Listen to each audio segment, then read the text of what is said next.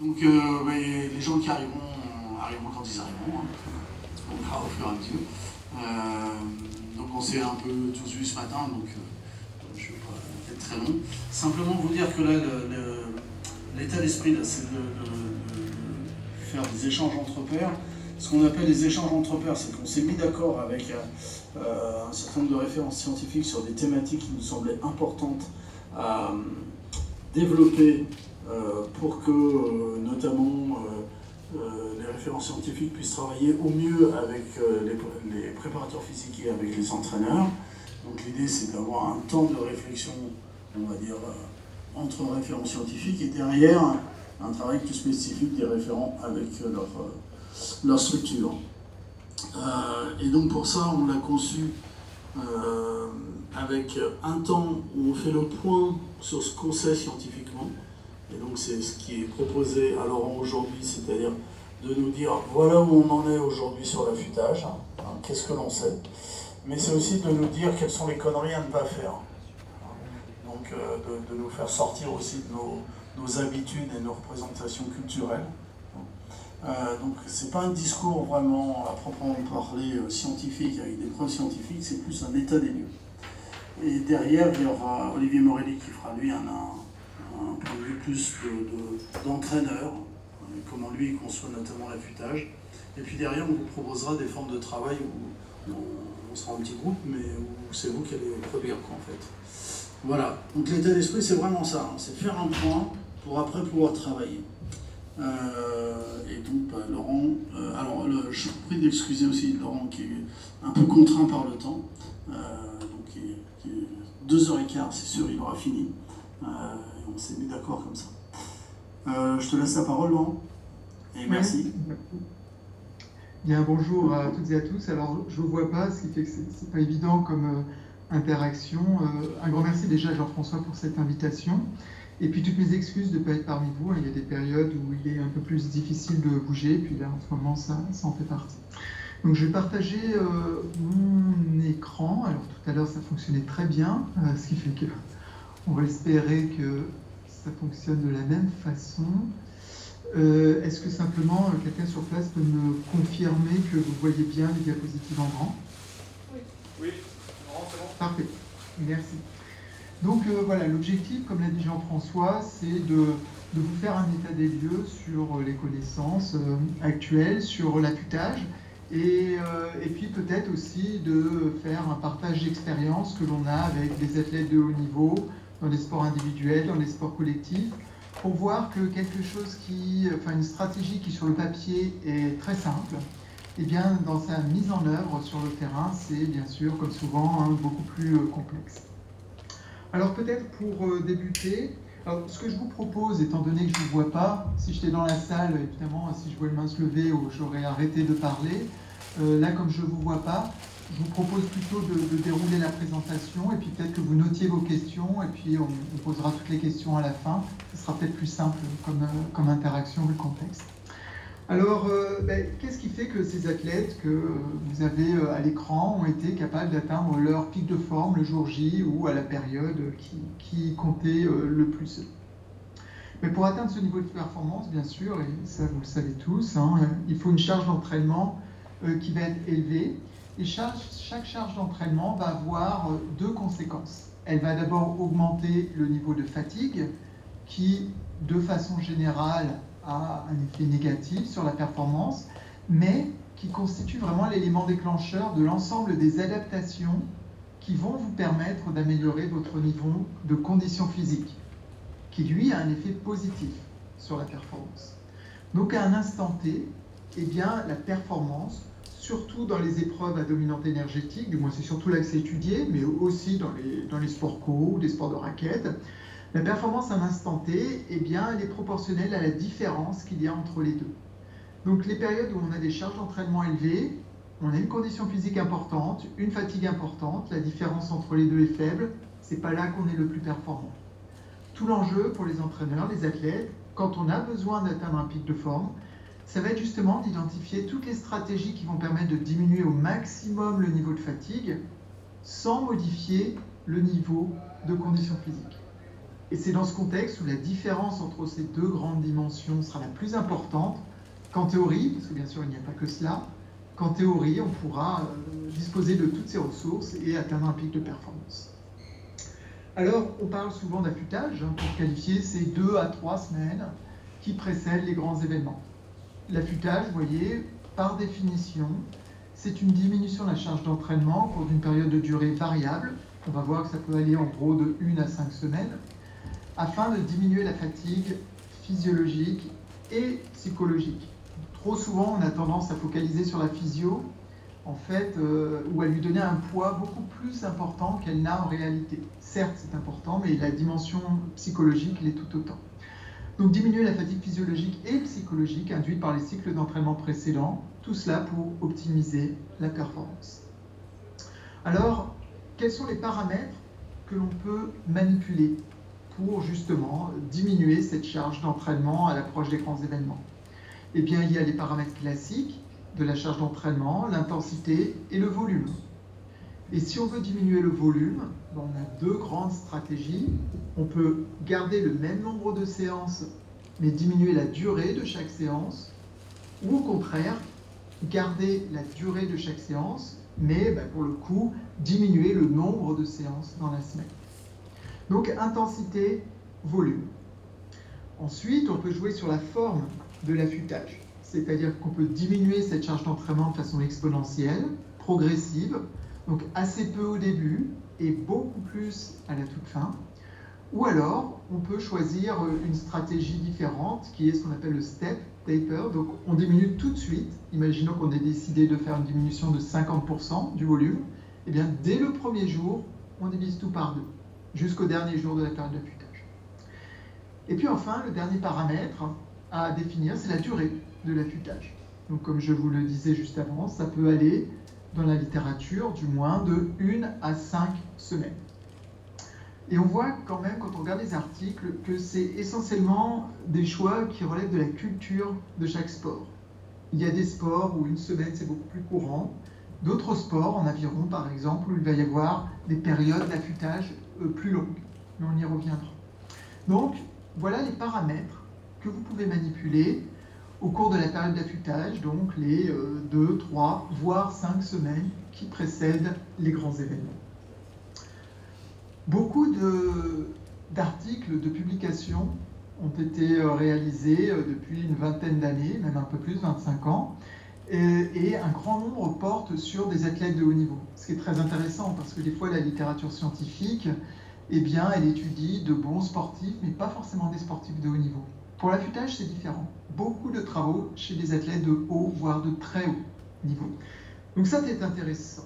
Et quand on regarde les stratégies utilisées, eh bien, elles varient beaucoup, de même que les gains sur la performance.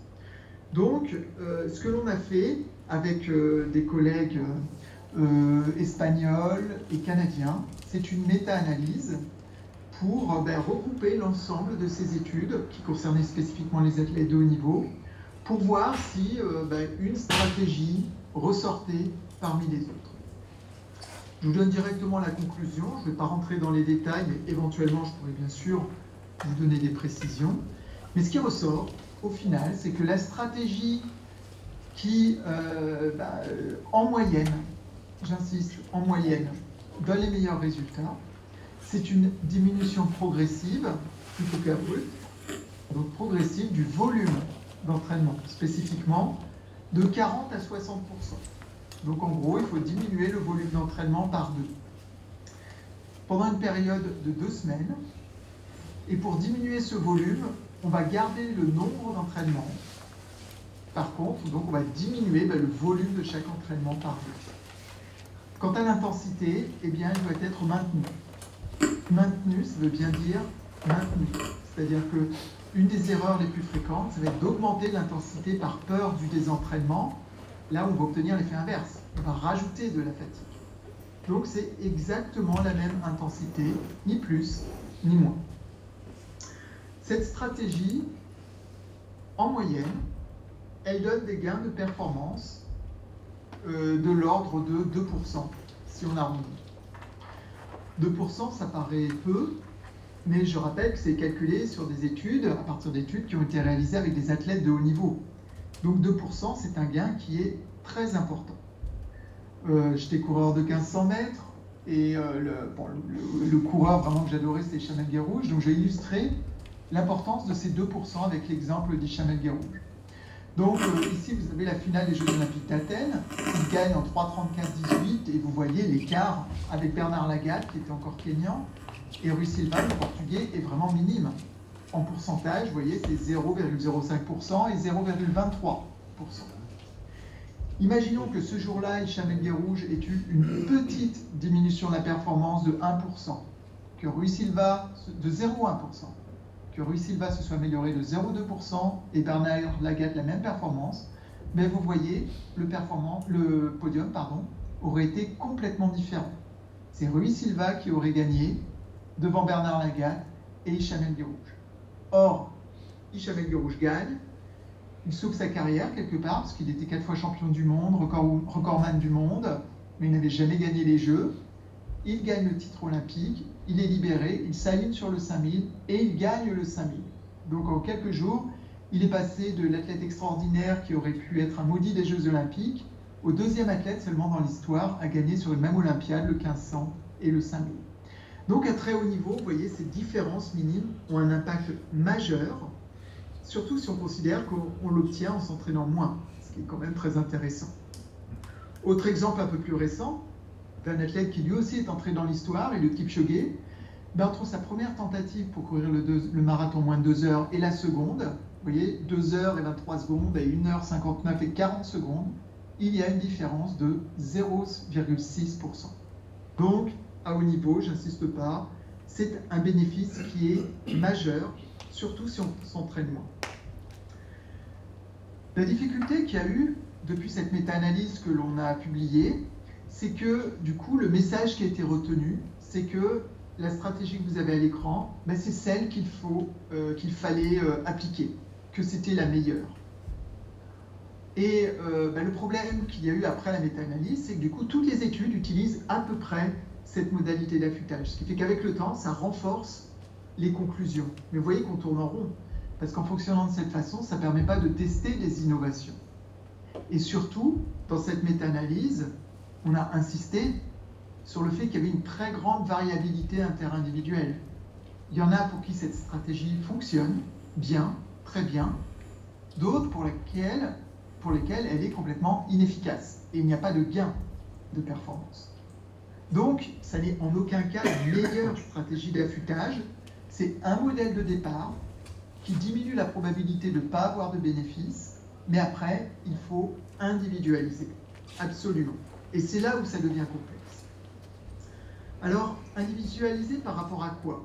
Si on reprend notre modèle initial, on voit que tout l'enjeu de la période d'affûtage, c'est de diminuer ce niveau de fatigue, tout en limitant les pertes de conditions physiques. Le facteur clé, c'est donc d'estimer ce niveau de fatigue. Et ça a très bien été montré dans cette étude réalisée par Luc Thomas et Thierry Busseau, deux collègues de Saint-Étienne, qui a été réalisée avec un modèle mathématique. Alors certes, on peut se dire un modèle mathématique, les généralisations sont difficiles, mais ce modèle a tourné avec des données de l'équipe de France de natation, donc avec des données vraiment issues d'athlètes de haut niveau pour l'optimiser. À l'écran, vous avez les scénarios qu'il a comparés. Premier scénario à gauche, vous avez la charge d'entraînement habituelle, et ils ont simulé un affûtage, une diminution du volume de 15%, de 30% ou un arrêt total de l'entraînement. Deuxième condition, ils ont simulé une surcharge d'entraînement avant la période d'affûtage, une augmentation de 20%, suivie d'une diminution de 15%, de 39% ou un arrêt total de l'entraînement. Donc, deux scénarios, un avec une surcharge d'entraînement, donc une fatigue plus importante, et l'autre avec une fatigue normale. Qu'est-ce qu'ils obtiennent? On va commencer par regarder ici la figure gauche. Vous voyez qu'on a une relation en U inversée, c'est-à-dire que pour chaque athlète, il y a une diminution de la charge d'entraînement optimale qui va donner les meilleurs résultats. Et ce que l'on constate, c'est que cette diminution, elle va dépendre du niveau de fatigue. Si je n'ai pas eu de surcharge d'entraînement, donc une fatigue normale, ben ici, par exemple, une diminution de 30% suffit pour atteindre le pic de performance. Par contre, si j'ai une surcharge d'entraînement, donc un niveau de fatigue plus élevé à effacer, eh bien, il va falloir que je diminue plus ma charge d'entraînement, ce qui est complètement logique. Sur cette figure ici, sur ces deux courbes, donc ici c'est la situation où vous n'avez pas de surcharge d'entraînement, et en très gras, la situation où vous avez une surcharge d'entraînement, donc un niveau de fatigue plus élevé à récupérer. Imaginons, alors ici vous avez la durée, l'affûtage en jours, et là le volume, la diminution du volume. Imaginons que vous disposiez de 20 jours pour l'affûtage. D'accord ? Eh bien, on voit que s'il n'y a pas eu de surcharge d'entraînement, sur 20 jours, une diminution de 30% du volume devrait suffire.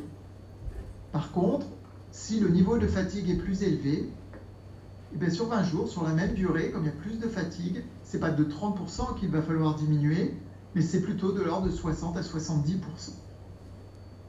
Alors ce qu'il faut retenir, ce n'est pas les valeurs en tant que telles, c'est la logique. Et encore une fois, c'est juste du bon sens. J'ai un niveau de fatigue plus élevé, ben, je dois diminuer plus ma charge d'entraînement en jouant à la fois sur le pourcentage de diminution du volume ou sur la durée de l'affûtage. C'est un modèle mathématique et on a la chance d'avoir deux études qui ont été réalisées avec des sportifs de bon ou de haut niveau qui confirment cela. Dans cette étude d'Anaël Aubry, lorsqu'il a fait sa thèse à l'INSEP, eh bien, il a suivi des triathlètes qui ont été séparés en deux groupes. Un groupe contrôle et un groupe qui a eu une surcharge d'entraînement de 30%. Il y a eu une première période d'entraînement de 3 semaines, suivie d'un affûtage. Deuxième période d'entraînement, 3 semaines, donc la même pour le groupe contrôle et avec une surcharge. Et ensuite, il y a eu un affûtage de 4 semaines avec une mesure par semaine pour suivre l'évolution des paramètres de la performance et de la performance. Qu'est-ce qu'il constate ? Ici, vous avez les variations de performance en orgonie. Quand on est autour de 0 et de la zone grise, ça veut dire qu'il n'y a pas eu de modification significative. Ensuite, il y a 3 groupes. Ici, vous avez le groupe qui n'a pas eu de surcharge d'entraînement. Donc, vous voyez, quand il y a eu la période, ils se sont un peu améliorés après la période d'entraînement. Puis, pendant la période d'affûtage, eh bien, ils ont eu un gain de performance de presque 2%. Puis ensuite, ça a descendu un petit peu. Et vous voyez qu'une semaine leur a suffi pour atteindre le pic de performance. Le deuxième groupe, ceux qui ont une surcharge, eh bien, il y a eu 2 catégories de réponses. Ceux qui ont été très fatigués, mais qui n'étaient pas en état de surmenage, et ceux qui étaient en état de surmenage. On va commencer par ceux qui étaient fatigués sans être trop fatigués. Mais vous voyez que chez eux, ils ont eu un pic de performance qui était plus élevé suite à cette période de surcharge par rapport au groupe contrôle. Donc ça, c'est une première conclusion. Si vraiment on veut atteindre un pic de performance, il faut prendre des risques et vraiment qu'il y ait un niveau de fatigue un peu plus élevé avant la période d'affûtage. Et là, comme il y a plus de fatigue à récupérer, on voit qu'il a fallu 2 semaines pour récupérer. Par contre, si on prend trop de risques et que le niveau de fatigue est trop élevé, là on voit qu'on a une diminution de performance à l'issue de la période d'entraînement et que l'affûtage a juste permis de revenir au niveau initial. Mais il n'y a pas eu de gain de performance. Donc vous voyez toute la difficulté, toute la finesse qu'il faut avoir. Dernière étude que l'on a réalisée avec le Stade Rochelet, qui, ça ne vous a pas échappé, participe à la finale dans 2 semaines, j'espère que vous le suivrez. Ici, on a vérifié chez eux l'effet de l'affûtage sur la capacité à répéter des efforts courts et intenses, spécifiques au rugby. Donc c'est des répétitions de sprint avec des plaquages, je ne rentre pas dans les détails. Et on a séparé les joueurs en 2 catégories. Ceux qui avaient un niveau de fatigue initiale modéré, en pointillé, et ceux qui avaient une fatigue initiale élevée, en très plein. Et le contexte du Stade Rochelet l'été, c'est qu'avant la reprise du championnat, c'est compliqué de mettre en place un affûtage. parce qu'il y a des matchs de rugby à 7, il y a des matchs amicaux, bref. Eux, ils ont tous eu 7 jours d'affûtage. Mais 7 jours, on voit que c'était suffisant pour ceux qui ont un niveau de fatigue modéré. Ils ont quasiment tous progressé sur le test. Par contre, c'était clairement insuffisant pour ceux qui avaient un niveau de fatigue élevé, puisque eux, il n'y a pas eu de bénéfice en moyenne. Donc, voilà, ça vous montre bien que cette stratégie de départ que vous avez à l'écran, elle vous permet d'avoir des gains qui sont très importants si on considère que ce sont des athlètes de haut niveau, mais c'est uniquement une stratégie de départ qu'il faut individualiser. Et individualiser par rapport à quoi? Par rapport au niveau de fatigue. Maintenant, je vais juste vous faire un partage d'expérience de ce que l'on a pu mettre en place avec des athlètes de haut niveau, et notamment, pas seulement, mais notamment dans le cadre du projet d'IDE, donc qui est un projet dans lequel on accompagne l'équipe de France de natation pour optimiser justement les 3 dernières semaines avant les Jeux Olympiques de 2024. Donc, on est exactement dans le contexte que je viens de vous présenter. Ce qui fait que pour atteindre ce pic de performance pour les Jeux, eh bien, il a fallu que l'on développe des outils d'estimation du niveau de fatigue, que je vais vous présenter. Ensuite, on a mis en place un certain nombre d'études pour identifier les techniques qui permettaient de diminuer le niveau de fatigue. Elles sont connues. Nous, on a plus joué sur la dose, sur identifier les modalités optimales et leur acceptation par les nageurs et les nageuses.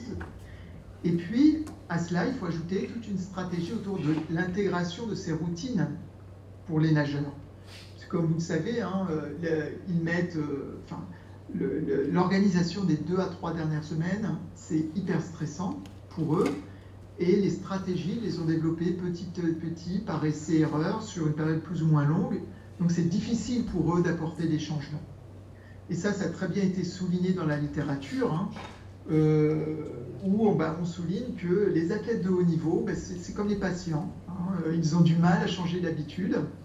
Donc ça veut dire que quand on met en place ce type de stratégie, il faut prévoir également d'analyser les pratiques et les représentations des sportifs et des sportives, d'identifier les facteurs qui déterminent ces comportements, les freins au changement, et à partir de là, de construire une stratégie individuelle. Donc vous voyez, il ne suffit pas de savoir ce qu'il faut faire. Dans ce qu'il faudrait faire, ou dans les outils qui fonctionnent, il faut travailler avec les sportifs pour voir ce qu'ils acceptent le mieux, et c'est comme ça qu'on est le plus efficace. Donc, d'idée, en fait, vous voyez, c'est un projet de 4 ans, il y a eu 2 ans pendant lesquels on a mis en place toutes les études sur les méthodes de récupération, et en parallèle, avec l'équipe de France, il y a eu tout un travail pour travailler sur les représentations, sur ce qu'ils pensent des différentes techniques de récupération, et maintenant, on met en place ces stratégies avant les grands événements, avant les championnats d'Europe de Rome l'année dernière, avant Fukuoka, les championnats du monde cette année, Doha, championnat du monde l'année prochaine, pour avoir une stratégie avant Paris qui aura été testée et optimisée. Je vous disais que le plus important et le plus difficile, c'est d'estimer le niveau de fatigue. Alors, quelle est la stratégie qu'on a développée avec les nageurs? Mais déjà, il faut garder à l'esprit que la fatigue, c'est multifactoriel, donc on ne peut pas s'appuyer sur un seul élément pour estimer le niveau de fatigue. Notamment, parce qu'on en parle souvent, la variabilité de fréquence cardiaque. Ça peut être intéressant dans certaines conditions, mais on lui fait dire trop de choses par rapport à ce que concrètement elle peut apporter comme information. Donc c'est toujours un croisement de plusieurs éléments. Des éléments plutôt physiologiques, donc vous voyez ici on a un score de sommeil, un score sur le profil cardiaque qui comprend plusieurs mesures, des éléments psychologiques sur le profil psychologique et sur le profil neuromusculaire. Donc là vous avez la fiche que l'on remet à l'entraîneur pour chaque nageur, chaque nageuse, donc là c'est anonymisé bien sûr, où vous avez le profil général, donc là c'était la mesure de référence, c'est-à-dire qu'en début d'année, généralement au mois de novembre, tous les nageurs ont une période d'évaluation de 10 jours, mais qui est très simple, hein, très peu contraignante, et c'est à cela que l'on compare. Donc on a un profil général qui dépend de 4 sous-scores. Donc si le profil est orange, ou vert, ou rouge, on sait d'où ça vient, et après l'entraîneur a les annexes. Il peut regarder ce qui a permis de déterminer que le sommeil c'est rouge ou le profil psychologique c'est vert. Par exemple, ici vous avez la fiche pour le sommeil.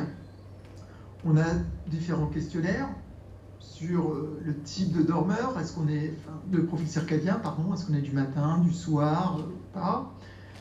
Différents éléments obtenus avec un accéléromètre ou une bague ou une montre. Et puis d'autres scores obtenus par questionnaire. Le cercle extérieur, c'est la méthode de référence, enfin la période de référence. Et puis le cercle qui est à l'intérieur, c'est la période, la toute récente, pendant laquelle on a fait l'évaluation. Et en fonction des scores de changement, donc on a différents indices, je pourrais y revenir, mais vous voyez, on a un code couleur. Ce qui fait qu'à la fin, eh bien, on compte combien il y a de rouge, combien il y a d'orange, combien il y a de vert, et c'est ce qui nous permet de déterminer le score. Alors c'est automatique, bien sûr. Et à partir de là, eh bien, on fait les recommandations aux entraîneurs. Et généralement, on distingue 3 catégories de fatigue, avec des critères, peu importe les critères, hein. Comme je vous disais, on compte simplement le nombre d'orange, de rouge, de vert, ce qui nous permet de déterminer la catégorie. Et à partir de là, on fait le point avec l'entraîneur. On peut avoir des sportifs qui ont une fatigue normale, pour lesquels l'affûtage classique peut suffire. Le niveau de fatigue peut être beaucoup plus élevé. Dans ces cas-là, eh bien, on va recommander une diminution plus importante du volume. Des fois, le niveau de fatigue peut être encore plus élevé. Et à un moment, on ne peut pas non plus diminuer le volume indéfiniment. Donc, comment on fait pour diminuer le niveau de fatigue? Là, on va ajouter les méthodes de récupération que l'on aura testées au préalable avec les nageurs et les nageuses. Et puis ensuite, il y a des compromis. Il y a des nageurs et des nageuses, plutôt dans les épreuves de demi-fond, qui rechignent à baisser le volume. Donc même s'ils sont fatigués, éventuellement, ça va les déstabiliser de trop diminuer le volume. Mais dans ces cas-là, on le diminue peu, mais on va mettre le paquet sur les méthodes de récupération. D'accord? Parce que l'objectif, c'est qu'ils arrivent en confiance également. Donc vous voyez que, en fait, c'est tout un compromis ces 2 à 3 dernières semaines. C'est pas seulement l'affûtage. En fait, il y a un état de fatigue cumulé qui est propre à chaque sportif, à chaque sportive. À partir de là, il y a des stratégies qui sont plus ou moins efficaces. Et c'est avec les sportifs que l'on doit retenir et tester ce qui leur convient le mieux pour qu'ils puissent l'intégrer petit à petit dans leur stratégie. Tous ces éléments, vous pourrez les retrouver dans l'exposition qui a été coordonnée par Adrien Marc, qui est ambulante, donc vous pouvez la voir sur vos sites, sur l'affûtage. Et pour conclure, et je m'arrête là, eh bien, vous voyez que d'une stratégie qui est simple, encore une fois sur le papier, tout diminuer de 50% pendant 2 semaines, sans modifier l'intensité et en essayant de ne pas trop diminuer le nombre d'entraînements, en théorie c'est simple. En pratique, c'est beaucoup plus complexe parce qu'il faut prendre en compte le niveau de fatigue, donc estimer ce niveau de fatigue. Et puis ensuite, les stratégies, il faut les co-construire avec les athlètes. Et là, oui, ça peut être l'affûtage, la charge d'entraînement, ça peut être d'autres méthodes de récupération. Et dans les méthodes de récupération, certains vont aimer le froid, d'autres vont détester le froid, d'autres... Enfin bon, voilà. Donc vous voyez que c'est vraiment quelque chose qui se construit patiemment. Voilà les éléments que je voulais porter à votre connaissance pour faire le point. Et puis, j'espère préparer la période d'échange avec vraiment les cas pratiques que vous allez voir après avec les différents témoignages. Et puis, on a le temps pour quelques questions. Et moi-même, je pourrais déborder un peu. J'ai prévenu que j'aurais peut-être un peu de retard pour mon engagement suivant. Ok, super. Merci, merci Laurent. Effectivement, si tu peux nous transmettre après le diaporama, ce sera parfait. Parce que les collègues, là, déjà, ceux qui sont là sont intéressés, mais je pense que ça intéressera tout le monde. Donc, merci pour cette intervention. Puis je propose que si vous avez des questions, là, qu'on puisse commencer. Allez, qui se lance? Oui, je veux bien en vidéo, François. Ouais. Bonjour Laurent, ravi de te voir. J'espère que tu vas bien. Écoute, moi j'ai plusieurs questionnements scientifiques, essentiellement au regard de la littérature, qui pourraient conduire à repenser un petit peu l'affûtage en natation. Alors, la première question, c'est tous les travaux montrent que les adaptations où la majorité des travaux montrent que les adaptations sont majoritairement induits par la charge et non pas par la fatigue. C'est-à-dire sur ta première slide, où tu présentes le modèle de Calvert-Bannister puis Bannister, on a l'impression que la charge provoque de la fatigue et des adaptations. Et en fait, on a l'impression que c'est la fatigue qui conduit aux adaptations. Alors, l'ensemble de la littérature montre que ce qui conduit aux adaptations, par exemple, c'est la sollicitation de mTOR pour la force, c'est la sollicitation de la MPK pour l'endurance, et que donc c'est la contrainte de l'exercice qui est directement liée aux adaptations. C'est-à-dire c'est la contrainte de l'exercice qui provoque une signalisation, une transcription protéique et des adaptations. Et très rares sont les réactions de fatigue qui, en elles-mêmes, participent au développement des adaptations. On peut dire même qu'elles sont antagonistes. C'est-à-dire, si tu prends le cortisol, les catécholamines, on se rend compte que, par exemple, le cortisol, les catécholamines, les corticoïdes, qui sont induits par la fatigue, comme les cytokines pro-inflammatoires, elles s'opposent aux adaptations, et notamment aux facteurs de croissance. Donc ceci pour dire que la représentation selon laquelle la charge d'entraînement induit de la fatigue et que c'est la fatigue qui conduit à des adaptations, pour moi, elle est vraiment à questionner, du fait que je crois que ce qui est important, c'est la contrainte de l'entraînement qui induit des signalisations, des transcriptions et des adaptations moléculaires et protéiques. Donc ça c'est le premier point de fond, si tu veux. En deux mots, c'est vrai que ça me va bien. Peut-être qu'on devrait plus utiliser le terme contrainte, oui. Conduire à des adaptations, tout à fait. Après, toutes les adaptations ne sont pas signalisation et moléculaires, mais en tous les cas, oui, on pourrait dans ce modèle plutôt utiliser le terme de contrainte. Simplement, c'est vrai que d'un point de vue, quand on veut vulgariser les concepts, la fatigue, ça parle bien, mais tout à fait, je partage. Oui, je suis d'accord avec toi que c'est un excellent modèle explicatif, le modèle de Calvert-Bannister. Avec les étudiants, il passe très bien pour expliquer les stratégies, mais je ne suis pas sûr que ce soit un modèle biologique véritablement. Et ensuite, le second point, c'est que les travaux notamment de Shona, Hudson, dont tu as cité une revue, mettent en évidence que, eh bien, par exemple, le froid, ça dégrade les adaptations, notamment de force.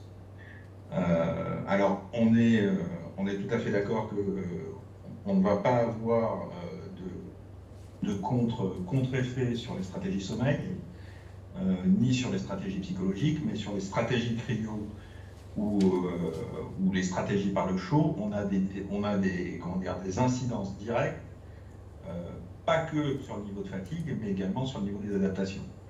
Tout à fait. C'est pour ça qu'on parle de planification des méthodes de récupération. Nous, on intervient dans des groupes d'entraînement, peu importe lesquels, qui, dans le cadre de partenariats, par exemple, toute l'année, peuvent avoir des prestations de cryo un jour donné. Et on disait non, c'est pas la bonne stratégie parce que effectivement, il y a des périodes où ça va gêner les adaptations. Nous, le froid, on l'utilise spécifiquement pour son effet sur la qualité et la quantité de sommeil. D'accord. Et au cours de la période d'affûtage, toute la stratégie de récupération que l'on a, c'est qu'on utilise les méthodes qui améliorent la qualité et la quantité de sommeil en faisant l'hypothèse que c'est par le sommeil que l'on va accélérer les processus de récupération. Donc notre message, c'est de leur dire, non, toutes ces périodes, on n'utilise pas le froid. Par contre, 2 à 3 semaines avant les grands événements, eh bien là, on a pu montrer que le fait d'utiliser par exemple une cure de cryo, donc là c'est 5 jours dans la semaine, du lundi au vendredi, le plus proche possible du sommeil, du coucher, donc c'est pas toujours évident d'un point de vue logistique, eh bien vous obtenez un effet cumulatif qui fait que après on améliore, chez ceux qui ont le sommeil dégradé, on améliore bien la qualité du sommeil et ils en bénéficient encore la semaine d'après. Donc sur les 2 semaines d'affûtage, eh bien, on fait ça la première semaine. Et après, on a... Et uniquement chez ceux chez qui ça ne constitue pas un stress psychologique, parce que certains détestent le froid. Donc le froid, je suis tout à fait d'accord, mais nous, on l'utilise vraiment de façon hyper ciblée, généralement la première semaine d'affûtage, pour jouer sur la qualité du sommeil, et uniquement chez celles et ceux pour qui on est certain que ce n'est pas un stress et qu'ils vont bien répondre. Les autres, on leur propose d'autres stratégies. D'accord, alors j'ai juste 2 questions. Je vais très vite pour laisser la parole aux autres personnes. La troisième question, c'est de dire que alors ce sont les travaux de Capelli en 99,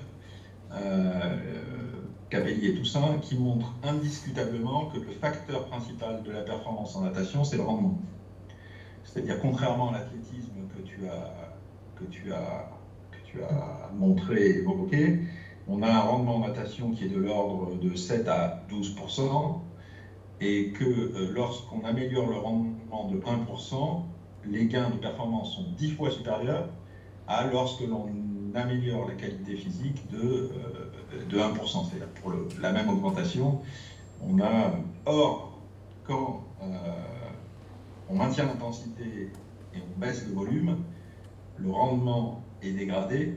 Pourquoi? Parce qu'il y a un problème de fatigue musculaire chez les nageurs qui est beaucoup plus important du fait que les bras ne sont pas génétiquement câblés dans l'évolution ontogénétique pour assurer des tâches de locomotion. Et donc, ça demande vraiment à questionner cette stratégie de baisse du volume et d'augmentation de l'intensité, parce que quand l'intensité est trop haute, effectivement, on dégrade le facteur majeur de la performance, qui est le rendement moteur. Alors l'intensité est maintenue, elle n'est pas augmentée. Oui. Elle est maintenue, et c'est vrai que alors moi, même si là on travaille avec l'équipe de France de natation, moi je ne suis pas spécialiste de natation et de mécanique de la natation, mais néanmoins, quand on regarde la littérature sur l'affûtage, la majeure partie des travaux chez ces athlètes de haut niveau provient de la natation. Et quand on regarde, par exemple, ce que faisait Bob Bowman avec Michael Phelps, eh bien, c'était exactement cette stratégie. Il avait même eu une période d'affûtage qui était très longue. Elle était de 6 semaines avant d'amener Michael Phelps aux Jeux, avec 3 semaines pendant lesquelles il diminuait le volume en jouant essentiellement sur la fréquence. Il diminuait le nombre d'entraînements, mais il gardait le volume habituel de chaque entraînement. Et les 3 dernières semaines, où là, avec cette nouvelle fréquence, il diminuait cette fois-ci considérablement le volume d'entraînement. Donc après, sur ces considérations sur le rendement, je dois avouer que là, moi, je connais moins bien. Ce qui aurait été différent si on avait parlé d'athlétisme. Mais en tous les cas, cette problématique du volume, malgré tout, dans les études qui manipulent cela, même chez les athlètes de très haut niveau, Michael Phelps, ou les entraîneurs de très haut niveau, eh bien, ça reste le paramètre qu'il semble privilégier. D'accord. Et en fait, si tu veux, ça conduit à ma dernière question. Tu as évoqué les études de Thomas, je crois, Thomas et Thierry Busseau, où ils montrent qu'il y a une surcharge d'entraînement sur les semaines 4 et 5. Et là, donc, les championnats de France sont placés à la semaine 5. Donc la question, c'est comment avoir une surcharge d'entraînement alors qu'on est sur une période de championnat de France. Et je fais le lien avec la périodisation que tu as évoquée, qui a été publiée, je pense, dans le bouquin que vous avez écrit avec Inigo, la planification de Bowman avec Phelps. C'est un mode de planification on va dire, qui est totalement associé au mode d'entraînement des anglo-saxons, qui est vraiment différent à celui des Français. Et donc qui est basé sur l'intensité. Et donc, si tu veux, ça permet de concevoir à la fois des périodes d'affûtage beaucoup plus longues et des épreuves de sélection 5 semaines avant l'épreuve de terminale. Tu vois, donc ça, c'était ma dernière remarque pour dire, quand quelqu'un s'entraîne sur des très hauts niveaux d'intensité toute l'année, eh bien, la périodisation n'est pas du tout la même que quand quelqu'un fait 2 ou 3% de travail intensif dans l'année. Voilà. Probablement. Voilà, merci beaucoup. Voilà. Merci Philippe pour ces questions. Est-ce que dans la salle, quelqu'un souhaite prendre la parole? Ne soyez pas timide. Laurent est très sympa, il répondra à toutes nos questions. Eric, Valentin, Léa, Marie, Maxime, Rémi. Oui, bonjour, juste une question. Vous êtes passé vite sur les représentations, les niveaux d'acceptation. Je voulais savoir quels outils et quelles méthodes vous utilisiez pour définir peut-être des catégories. Vous l'avez dit, il y a les nageurs de fond qui souhaitent certainement avoir plus de volume, etc. Et après, est-ce que c'est quelque chose que vous essayez de travailler un petit peu sur le moyen terme ou le long terme? Alors, on n'a pas défini a priori de catégorie. En fait, c'est avec les individus. On a pu constater avec les groupes que l'on suit, donc on suit une trentaine de nageurs, nageuses de l'équipe de France.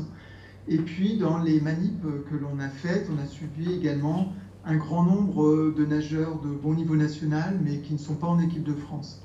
Et en fait, alors, peut-être qu'il y aurait lieu de faire des catégories, mais pour chaque catégorie de spécialité, on a vu des profils qui pouvaient être très différents.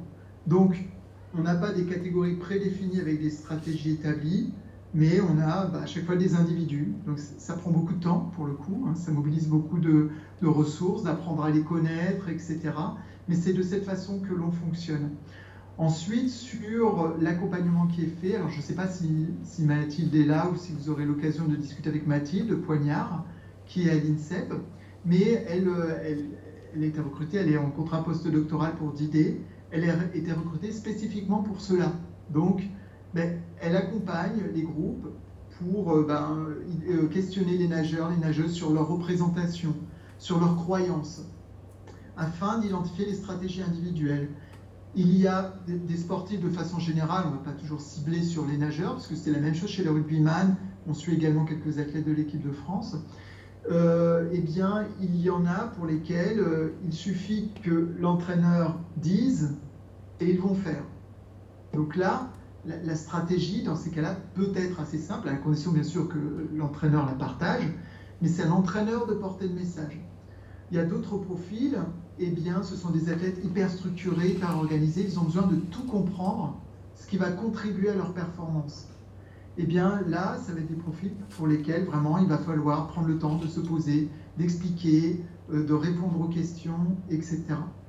Donc, Mathilde, si vous êtes à l'INSEP, normalement, elle devrait y être, eh bien, pourra éventuellement vous donner des témoignages beaucoup plus précis par rapport à cela. Et puis ensuite, eh bien, c'est pour ça que DIDE, c'est un projet qui est long, notamment la dernière phase de 2 ans, où on met en place les affûtages et on les teste avant les grands événements. Mais quand on l'a testé avant Rome, on en suivait, sur l'équipe de France, on devait en suivre 7 ou 8, vraiment avant. Mais on était au stage de préparation terminale, donc là on a pu commencer vraiment à discuter avec les entraîneurs, avec les nageurs. Ils ont vu des nageurs de l'INSEP qui utilisaient telle méthode, des nageurs de Toulouse ou d'autres lieux qui utilisaient telle méthode, etc. Et là, il y a eu un peu un effet boule de neige. Et puis, petit à petit, donc, il y en a de plus en plus qui adhèrent à cela. Alors, j'essaie de retomber sur mes pieds, de me demander pourquoi je vous mentionne cela pour répondre à la question. Ça va me revenir. Oui, c'est ça. Donc, et ils ont pu tester avant Rome. Et certains ont vu que finalement, la cryo, ils appréciaient beaucoup. Et puis, ils sentaient les bénéfices sur la qualité et la quantité de sommeil. On a utilisé des matelas thermorégulants pour jouer sur la température au moment du coucher, qui est un des facteurs déterminants de l'endormissement. Certains ont aimé, d'autres ont détesté. Et le matelas, ils l'ont mis par terre et puis ils ne voulaient plus en entendre parler. Donc c'est tout l'intérêt de cette phase assez longue, c'est que ça nous permet de tester, d'évaluer et puis de retenir pour vraiment chaque sportif la méthode sur mesure qui lui convient le mieux. Donc voilà, finalement les stratégies que l'on utilise à la fois sur le changement de comportement mais aussi pour optimiser Et à chaque fois, on essaye d'avoir des éléments objectifs pour leur donner des chiffres en plus qui viennent en appui de ce qu'ils ressentent. Je dis on essaye parce que quand ils sont en stage de préparation terminale avant un grand championnat, bon, ils sont peu enclins à porter des équipements, des choses comme cela. Donc voilà, on essaye de trouver le compromis. Hein. L'objectif, c'est absolument pas de les perturber. Merci Laurent pour cette réponse. D'autres questions dans la salle, Pierre? Ça, j'aurais. Bonjour, merci pour la présentation. J'aurais une petite question par rapport à la méthodologie utilisée sur la fiche liée à tout ce qui est fatigue au niveau de D-Day. J'ai vu qu'il y avait différentes utilisations de plein de statistiques et puis de tests. Est-ce qu'on peut en savoir un petit peu plus sur tous ces tests notamment? Alors en fait, toute la problématique quand on veut construire ce type de tableau de bord, c'est bien sûr d'abord d'identifier les marqueurs les plus sensibles. Là, tout le monde commence à avoir une idée assez précise, même si on peut toujours encore progresser. On a une idée assez précise. Toute la difficulté, c'est d'interpréter les variations, le changement au cours du temps. Est-ce que c'est l'erreur de mesure? Est-ce que c'est un vrai effet? Donc, au début, on a appliqué des méthodes qui existaient et ça ne nous convenait pas. Parce que dans certains cas, ça fonctionnait, dans d'autres cas, ça ne fonctionnait pas du tout. On a testé des méthodes plus complexes, celles qui peuvent être utilisées par exemple pour le suivi longitudinal. Mais c'est trop complexe. Même pour nous, on avait du mal à s'en sortir. Et puis on s'est dit, on est revenu sur la logique qui était qu'on doit pouvoir l'expliquer simplement à l'entraîneur. Du coup, on a développé une méthode assez simple. Nous, ce que l'on fait, c'est comme je vous le disais, c'est qu'il y a une méthode de référence en début de saison, une période, pardon. 6 à 10 jours pendant lesquels on va avoir 6 à 10 nuits, par exemple. On va avoir des questionnaires remplis une seule fois. On va avoir des mesures de profil cardiaque, de tests, neuromusculaires, etc. Ça nous donne une moyenne et un écart type. Ça, c'est la méthode de référence. Et ensuite, dans le suivi, à l'occasion, par exemple, si on prend les 3 jours qui précèdent le stage terminal pour un grand championnat, mais là, on ne va pas voir 6 à 10 jours, on va peut-être avoir 3 jours. On a, imaginons à nouveau, une moyenne et un écart type. Dans ces cas-là, on veut comparer 2 moyennes. La statistique qu'on utilise, c'est ce qu'on appelle le D de Cohen. Et on a une grille d'interprétation que l'on a construite avec des codes couleurs. Si par contre, on veut comparer une période de référence où on a une moyenne et un écart type avec une valeur unique, parce qu'on a pu faire le test qu'une seule fois. Encore une fois, parce qu'on ne veut pas embêter les sportifs avant leur période d'affûtage. Mais dans ces cas-là, la statistique la plus adaptée, la plus utilisée dans ce contexte, c'est le score Z. C'est très simple, hein, c'est vraiment issu d'une calculatrice ou d'une toute petite formule sur Excel et on l'obtient. Et on a développé le code couleur. Et enfin, les questionnaires, la méthode sur la période de référence, on n'a pas une moyenne, on ne le remplit qu'une fois. Donc quand on veut remplir, quand on a un indicateur, on a un seul score, et on compare à un seul score, il nous manque l'écart type, donc là on prend celui du groupe. Et c'est une statistique qui s'appelle le SWC, qui a été développée notamment par Martin Buchette avec le PSG ou dans le milieu du foot. Donc on l'utilise, et on a le code couleur. Et on l'utilise donc spécifiquement dans ce contexte, plutôt les questionnaires, où on compare une mesure unique à une mesure unique.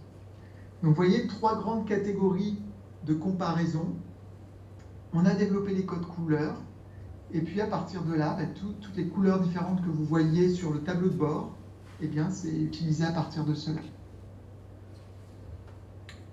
Merci Laurent, on a joué les prolongations avec toi, comme dans le foot au championnat du monde. Maintenant, il y a 10 minutes de prolongation, 15 minutes de prolongation. En tout cas, merci pour ce voyage passionnant dans le monde de l'affûtage. On te remercie vraiment. N'hésitez pas à revenir vers Laurent si vous avez encore des questions. Il vous fera un plaisir de répondre aux questions. Laurent, on te laisse aller à ton autre échéance. Je crois que tu as un peu de retard. Oui, j'ai reçu un petit SMS, mais c'est bon. Merci à toi. Merci. Et bon après-midi à tout le monde. Bon après-midi. Pour information, Mathilde Poignard, bureau C09, donc n'hésitez pas si vous avez des questions par rapport à ce qu'a mentionné le temps que vous êtes à l'INSEP, elle est disponible cet après-midi pour le goûter, pour un chocolat chaud à 17h, donc n'hésitez pas.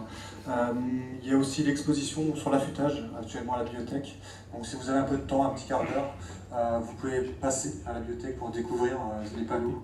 Ils sont disponibles aussi à la diffusion dans les crêpes, c'est tout, donc si vous souhaitez les recevoir, avec plaisir, vous pouvez les diffuser ou les partager.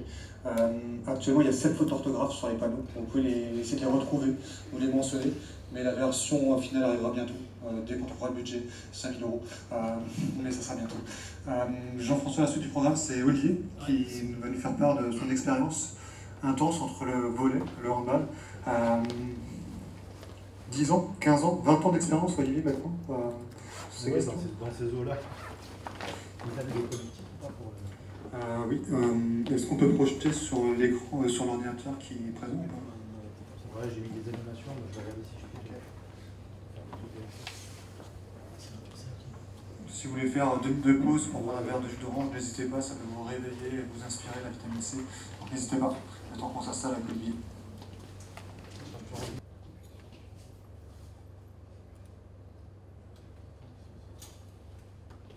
C'est bon là? Ok, impeccable.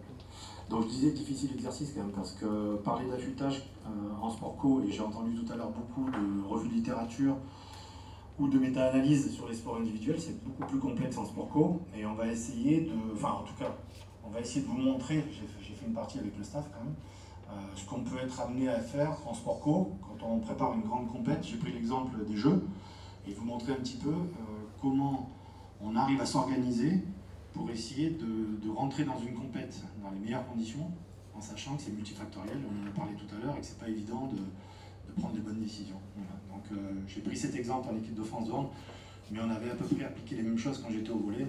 L'idée c'était vraiment de se questionner régulièrement pour voir un peu quelle stratégie on allait mettre en place. Alors on en a parlé tout à l'heure, mais le constat quand même c'est que tout ce qu'on peut retrouver dans la littérature, c'est quand même du sport individuel, très souvent avec des chiffres où on parle de 1, et quelques % d'amélioration des performances. Quid de ce qui se passe dans les sports co, où on a plusieurs modèles, avec des compétitions qui peuvent être une fois par semaine sur 8 à 9 mois quand on prend des sports co en club, pro, et puis où il faut être performant semaine après semaine. Et comme nous, par exemple, sur les jeux, où on va arriver progressivement sur un match tous les 2 jours, sur 15 jours, hein, du début à la fin, et là, pareil, il faut essayer de rester performant là-dessus. En tout cas, on a peu de connaissances sur les effets dans les sports collectifs, et c'est vrai qu'aujourd'hui, c'est compliqué de prendre des modèles issus de sports individuels et de les appliquer comme ça. Quand j'entends tout à l'heure baisser le volume, vous allez voir, hein, encore une fois, c'est un partage d'expérience. Là, ce que je vais dire là, c'est pas ce qu'il faut faire ou ce qu'il faudrait faire, hein. C'est juste de la réflexion sur une quinzaine d'années dans les sports co, et 20 si je compte les clubs, en se disant mais ça ne fonctionne pas vraiment comme ça chez nous. Donc voilà, vous livrez un petit peu, et j'ai essayé de prendre des indices pour dire comment nous on fonctionne. Pour l'instant ça marche pas mal, mais ça ne veut pas dire que ça va remarcher, et que je pense que chaque cas de figure est à prendre en considération. Voilà. Alors il y a des choses en sport co, c'est de savoir quels sont les critères qui sont déterminants de la performance. Hein. Et je pense qu'avant de se baser sur qu'est-ce qu'on fait, comment on s'entraîne, qu'est-ce qu'on y met dedans, parce qu'on a beaucoup parlé d'intensité, de volume et tout ça, et Philippe Hellard tout à l'heure a bien parlé aussi, ce qui est important c'est le contenu même des entraînements aussi, qui peut être vraiment un critère déterminant autour de l'entraînement. Donc nous aussi, c'est essayer d'aller cibler vraiment ce qui est important, et de se dire sur quels critères on va vraiment axer notre travail. Voilà. Donc il y a des travaux qui existent, et encore une fois, il faut qu'on essaie de s'y coller pour regarder comment ça avance. Alors, avant toute chose, c'est de vous montrer comment on travaille. Parce que c'était ça aussi la difficulté de ce truc-là, c'est de se dire, quand on prépare une échéance et qu'on se dit on va affûter, parce que c'est le thème, les derniers moments d'une compétition, en fait, il faut essayer de retracer tout le chemin. Et dans tout ce chemin-là, quand on est sur une équipe nationale, en fait, on a différents moments où on va rentrer dans des périodes de compétition qui sont des compétitions intermédiaires, qui sont des tournois de qualification, etc. etc. Et donc, c'est une succession d'étapes qu'on va avoir avec un chemin qui, là, pour les Jeux, on avait fait ça avec le Mont Fuji en disant il faut qu'on arrive là-haut le jour de la finale dans les meilleures dispositions possibles pour que si on joue une finale et qu'on veut la gagner, les joueurs puissent donner 100% de ce qu'ils ont à donner. Et après, vous savez très bien comme moi que le sport reste le sport et qu'on peut gagner et qu'on peut perdre. On a perdu en finale contre le Danemark en championnat du monde. On a gagné au jeu. Des fois on gagne, des fois on perd. Encore une fois, on essaie d'appliquer par contre des stratégies sur lesquelles on s'est bien entendu avec tout le staff et c'est comme ça qu'il faut regarder. Donc nous, on prend vraiment beaucoup de recul sur ce qui se passe pour essayer de se dire comment on prépare les derniers moments et on va y venir. Mais je pense que c'est intéressant de vous montrer que en fait, ça part de bien en amont et qu'on essaie de regarder comment on va progressivement à l'échéance. Voilà. Alors, les besoins. Qu'est-ce qu'on a besoin quand on se prépare et qu'on va à une compétition? Nous, on a besoin de se préparer techniquement, tactiquement. C'est très important de garder ça parce que ça va être un focus. Tout à l'heure, quand on dit on baisse le volume, l'intensité, les fréquences, dans quel ordre, pourquoi? Oui, mais sur quels critères on va jouer? Est-ce qu'on joue sur les critères techniques, stratégiques, physiques, mental, etc., etc. Parce qu'on peut baisser des choses, on peut monter des choses, on peut garder, maintenir des choses, mais qu'est-ce qu'on garde, qu'est-ce qu'on monte, qu'est-ce qu'on descend? Donc là, il y a des choses techniquement, tactiquement, physiquement, mentalement. Nous, on travaille beaucoup. Vous allez voir, c'est peut-être aussi des choses qui vont un peu vous perturber, en tout cas de ce que j'ai entendu tout à l'heure. Hein. Nous, on croit beaucoup au travail. Maintenant, le travail, on essaie de l'organiser. Alors, le contexte, on l'a dit, sport collectif, multifactoriel. Il faut planifier tout ce qu'on met en place et en fonction des besoins, des objectifs, de l'environnement dans lequel on va évoluer. D'accord? Et ça, c'est très important. Et puis, quelque chose qui nous paraît déterminant, c'est qu'on essaie de se préparer constamment à l'imprévisible. Ça veut dire qu'on essaie de se dire à tous les moments, qu'est-ce qu'on pourrait rencontrer comme cas de figure, et pour bien s'y préparer, il faut l'envisager. Et pour l'envisager, ben, ça veut dire essayer de mettre en place beaucoup de scénarios qui font que l'équipe avance. Donc ça, c'est vraiment le contexte, et je pense que ça passe par beaucoup d'humilité. On a parlé de travail, vous avez vu tout à l'heure. Là, on parle d'humilité parce qu'encore une fois, on ne maîtrise pas tout, mais on essaye de travailler sur tous les cas de figure. Derrière, ben, il faut être compétitif le jour J, donc on en revient un petit peu à la thématique d'aujourd'hui. Donc être compétitif, c'est se faire aider. Et se faire aider, ça veut dire qu'on va programmer des choses de manière un petit peu théorique. Ça veut dire qu'on va discuter avec tous les coachs et on va dire, voilà, on va s'entraîner comme ci, comme ça. Ça, c'est bien. Mais ça, c'est l'entraînement théorique qui, en fait, est issu de toute l'expérience des coachs et du staff pour dire comment on va programmer, en fait, l'entraînement et cette phase d'affûtage. Et je pense, derrière, ce qui est important, c'est de faire une analyse la plus régulière possible de certains indicateurs pour pouvoir se dire qu'est-ce qui bouge et qu'est-ce qui me permettrait de dire qu'à un moment donné, il faut que je le régule et comment je dois réguler. Voilà. Donc, on s'est un peu attelé à la tâche. Alors, vous le voyez un petit peu là sur le côté, c'est une analyse en réseau qu'on peut faire à travers différents marqueurs. L'idée, c'est de trouver du lien entre des marqueurs pour garder qu'est-ce qui pourrait influencer l'un sur l'autre et qui pourrait venir perturber en fait des réponses à l'entraînement. Voilà. C'est un peu le leitmotiv de tout ce qu'on met en place. Donc on va suivre les indicateurs. Les indicateurs, vous allez voir, on va en parler juste après, ce sont des indicateurs qu'on prélève tous les jours. Parce qu'on a pris l'option de prélever ça quasiment tous les jours. Je dis une bêtise, par exemple, on a parlé de variabilité cardiaque, je ne la fais pas tous les jours, mais globalement, vous allez voir, c'est quand même des choses qu'on fait tous les jours. Mais l'idée absolue, c'est de quand même garder un état de performance et d'arriver dans les moments clés en étant dans les meilleures dispositions. Donc, une solution, en tout cas, c'est l'option qu'on prend. Vous allez voir, nous, on maintient les sollicitations. C'est-à-dire que quand on est sur du travail, j'ai un peu détaillé ça tout à l'heure, quand on est dans le travail, on ne fait pas trop d'affûtage en fait, proprement dit. C'est-à-dire on n'est pas là en disant on s'entraînait 7 fois semaine, on va plus que s'entraîner 3 fois parce qu'il faut réduire la fréquence. Ou on va baisser les entraînements, s'entraîner 2 heures, on va plus que s'entraîner 45 minutes. On n'est pas du tout là-dedans. Donc là aussi, attention, c'est une expérience et encore une fois, des choses qui sont plutôt en sport co. Alors, on s'intéresse aux variations des marqueurs. Et nous, ce qui nous importe, c'est de regarder quand les marqueurs vont bouger. Alors, ils bougent tout le temps, les marqueurs. Ça, c'est pas très grave. Hein, un individu, quand il se lève le matin et qu'il se couche le soir, quand il a répondu à ses questionnaires et quand on a fait un petit peu de testing, vous allez voir, les marqueurs bougent tout le temps et ça, c'est pas très grave. Par contre, quand on est quasiment sûr qu'il n'y a pas d'erreur de mesure et qu'on veut vraiment voir les effets, on regarde un petit peu les variations inhabituelles de ces marqueurs. C'est ça qui est le plus important. Donc quand ça bouge un petit peu et qu'on met des seuils, hein, on a travaillé sur des seuils un petit peu depuis un bout de temps maintenant, quand ça reste un peu dans des seuils acceptables, un peu ce qu'a présenté Laurent Bosquet tout à l'heure, hein, c'est-à-dire on met des codes couleurs et on essaie de regarder comment ça bouge, on s'en inquiète pas trop en fait. Par contre, c'est quand individuellement, et j'insiste là-dessus, et c'est là que c'est compliqué dans le sport co, quand individuellement il y a des marqueurs qui dérivent de manière inhabituelle et un peu trop prononcée, là on va pouvoir agir. Voilà. Mais on est plutôt là-dessus pour l'instant sur les marqueurs. Alors regardez, je vous ai pris un exemple. Alors vous allez dire c'est quoi ce charabia? Ok, donc là c'est un indicateur neuromusculaire, un test de grippe, tout bête, qu'on fait, force de préhension, d'accord? Et j'ai fait le suivi sur toute la préparation et l'arrivée au JO à Tokyo, et on regarde un petit peu comment foutu ce marqueur.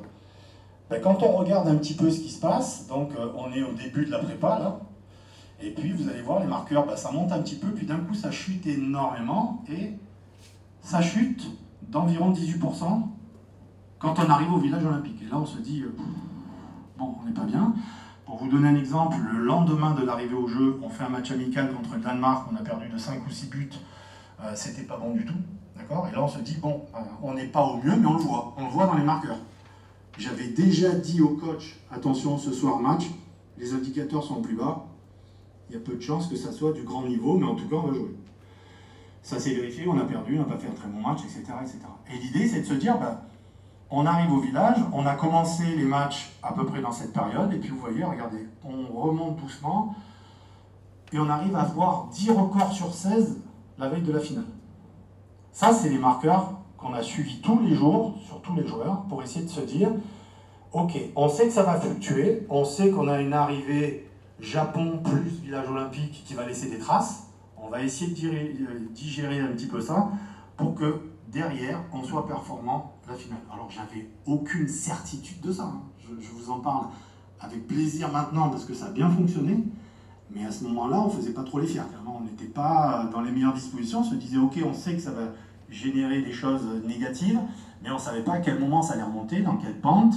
Mais en tout cas, ce marqueur-là nous a bien aidé à suivre les joueurs et à regarder comment ça évolue. Okay, si on regarde les indicateurs psychologiques, hein, on regarde ici les variations de la fatigue, et ben on s'aperçoit que malgré l'enchaînement des matchs, on n'a pas une fatigue qui est vraiment marquée, et on a des choses qui sont plutôt acceptables. Donc là, par exemple, on travaille avec Stéphane Morin là-dessus, notamment sur ce secteur-là, hein, et on bosse à distance, et on s'était fixé à peu près 20 à 40 en termes de fatigue sur le seuil. Ben, vous voyez, là, c'est vraiment resté tout le temps dans les standards, d'accord, que ça soit de manière individuelle ou collective. Donc là encore, un indicateur qui nous permet de dire on en est où, on avance, comment ça se passe. Si on prend la variabilité de fréquence cardiaque, on l'a évoqué tout à l'heure, ben là, ça nous permet de regarder un peu les fluctuations, les évolutions, et puis on essaie de discuter autour de ce marqueur aussi, si on a besoin, et on les compare avec les autres pour voir comment ça évolue. Alors, les phases de travail, voilà ce qu'on mettait en place en termes de travail. Au début, et j'ai bien aimé qu'on parle tout à l'heure de contraintes, parce que c'est un mot que j'ai employé et que je pense que c'est important de parler de contraintes. Voilà, tout à l'heure, c'était le cas. On a une grosse phase de travail. Nous, on est plutôt là-dessus, c'est-à-dire, dans les sports co, c'est plutôt d'actualité de mettre de grosses charges de travail. Quand je vous dis des grosses charges de travail, c'est que là, on est vraiment axé beaucoup sur le physique, le mental. Hein, on est quand même dans une dimension, nous, au hand, de sport un peu de contact plus. Donc, on a une dimension mentale qui est très importante. Donc là, c'est plutôt une grosse phase générale, un multivarié, avec d'énormes contraintes, d'accord ? Et plus on va aller vers la compétition, plus on va diminuer un petit peu les contraintes, mais en gardant des aspects très importants sur physique, technique, et puis technique, physique. D'accord ? Si on rentre un petit peu là-dedans, je n'ai pas voulu trop y aller, mais je vais vous montrer quelques petits trucs. Globalement, dans ces phases-là, les grosses charges, c'est de se dire, on va enchaîner 7-8 blocs. Quand je dis 7-8 blocs, ça peut être 2 par jour, des fois 3, et les enchaîner sans phase de récup, pour qu'il y ait vraiment des accumulations marquées. On met très peu de récupération, et à chaque fois qu'on a fait des petits blocs, donc on fait par exemple 7-8 blocs, une demi-journée off, 7-8 blocs, et là on fait une pause. Là on fait une pause pour régénérer un petit peu, pour permettre d'encaisser un petit peu la charge, donc il y a de grosses contraintes. Ça, c'est plutôt la phase quand on est en train de monter, hein, cette cote, où il ne faut pas perdre trop de temps et être efficace dans ce qu'on propose et qu'on travaille. Sur les deuxièmes phases, quand on rentre, pour nous, c'est les matchs amicaux, c'est quand même repartir un petit peu dans l'activité.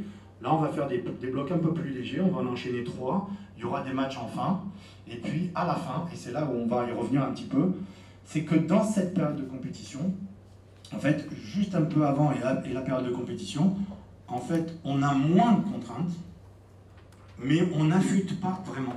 C'est-à-dire que là, on va rentrer dans un modèle avec un match tous les 2 jours et des séquences d'entraînement tous les jours.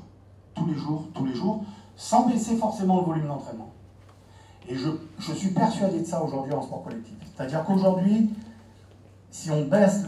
J'ai vécu un peu dans le football pendant 4-5 ans, il y a un bout de temps, en 2010, et je trouvais qu'on ne s'entraînait pas beaucoup, et ça m'avait marqué en fait. Et je trouve qu'aujourd'hui, dans les sports collectifs, on va rapidement dans des petits entraînements, voire du désentraînement.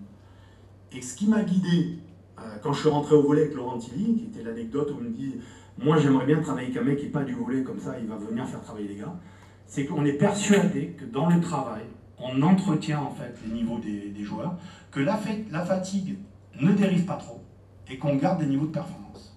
Alors attention, hein, je n'ai pas de certitude dans ce que je vous dis, c'est un partage d'expérience, mais aujourd'hui, on travaille jusqu'à la veille de la finale sur des séquences du même acabit qu'en préparation.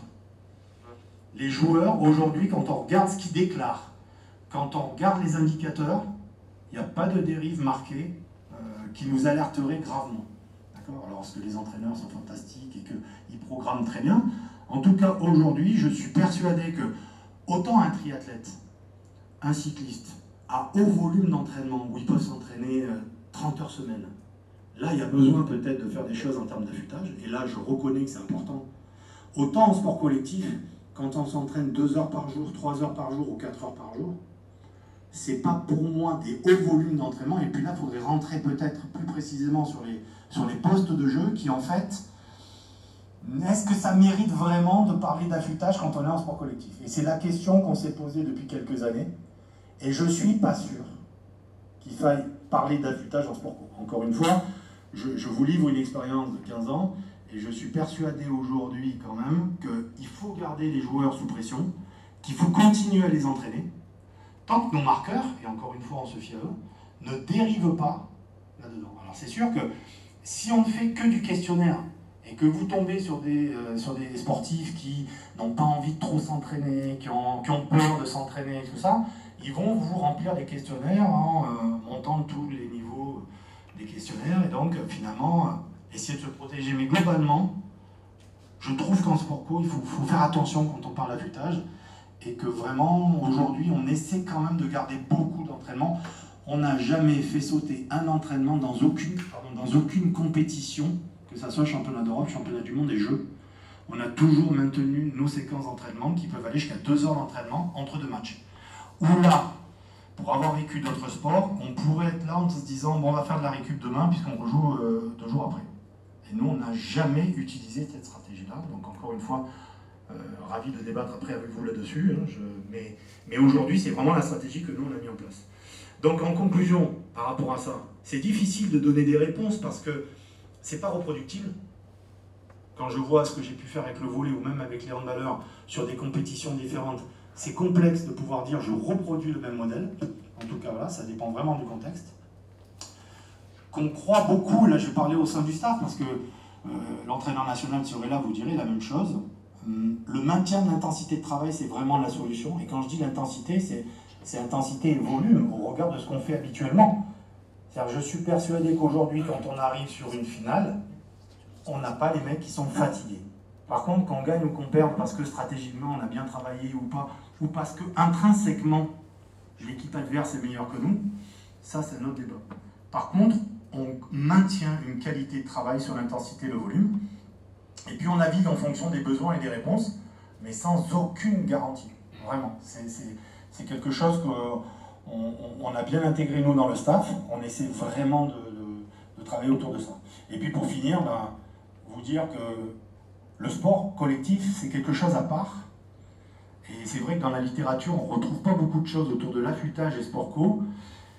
Notre priorité là-dedans, et c'est vrai que ça renvoie, c'est un peu militaire hein, ce que je vais vous dire, ça renvoie au fait qu'il faut rester une équipe, et que pour rester une équipe, il faut s'entraîner. Et que si vous mettez les gens en récupération en disant on va faire un peu de bain froid, bain chaud, etc., et qu'en fait les gens se dispersent, on perd cette notion d'équipe.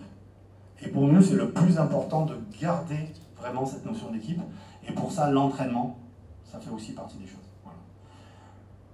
Merci de votre écoute. J'espère que ça a été et à votre disposition pour les questions. Vous pouvez l'applaudir.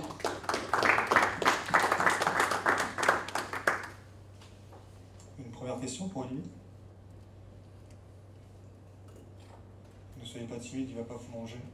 Il est plutôt gentil, Olivier.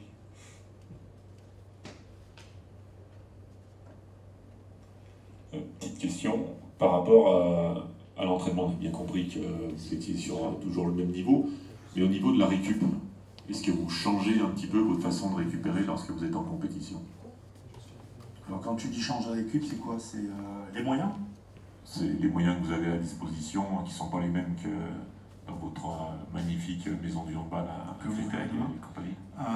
On essaie quand même de reproduire on essaie vraiment de reproduire ce qu'on a à la maison du handball, tu vois. Les bains chauds, les bains froids, la pressothérapie, enfin tous ces trucs-là qu'on a décidé de garder. On a parlé un peu de sommeil tout à l'heure en aparté.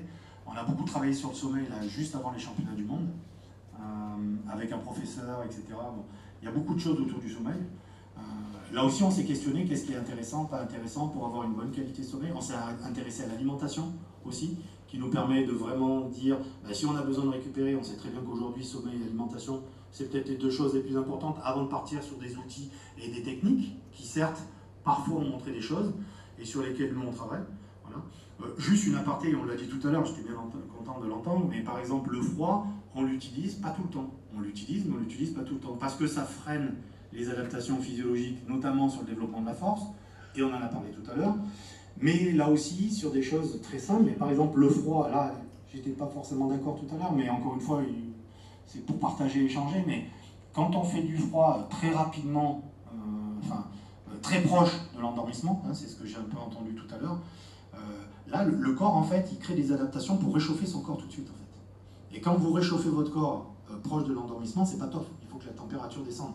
Donc nous, on a plutôt programmé du froid en amont pour justement éviter ce pic et faire en sorte qu'il dorme très bien. Et on a amélioré la qualité du sommeil par rapport à ça. Là, on va aller beaucoup plus loin pour préparer Paris parce qu'on va aller faire des stages en altitude et tout. On va aller regarder d'autres marqueurs.